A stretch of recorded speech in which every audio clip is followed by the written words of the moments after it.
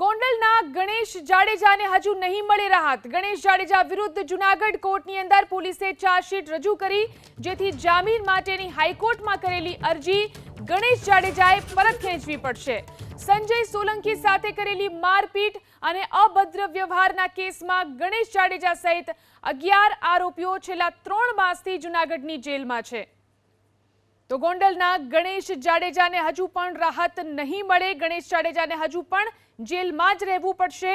ગણેશ જાડેજા વિરુદ્ધ પોલીસે ચાર્જશીટ રજૂ કરી છે, ત્યારે જૂનાગઢ કોર્ટની અંદર પોલીસે આ ચાર્જશીટ રજૂ કરી અને ચાર્જશીટ રજૂ થતા હાઈકોર્ટમાંથી તેને અરજી પાછી ખેંચવી પડશે। જામીન માટે અરજી કરી હતી ગણેશ જાડેજાએ, પરંતુ જામીન માટેની આ અરજી હાઈકોર્ટમાંથી તેને પાછી ખેંચવી પડશે। ગણેશ જાડેજાને કોઈ રાહત નહીં મળે તે પ્રકારના સમાચાર છે। ગણેશ જાડેજાને હજુ પણ જેલમાં જ રહેવું પડશે। તો ગણેશ જાડેજા વિરુદ્ધ પોલીસની ચાર્જશીટ રજૂ થઈ ચૂકી છે।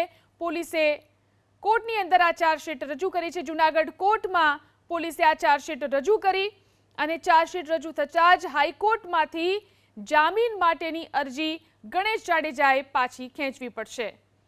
ઉલ્લેખનીય છે કે ગણેશ જાડેજા સહિત 11 આરોપીઓ છેલ્લા 3 માસથી જૂનાગઢની જેલમાં છે।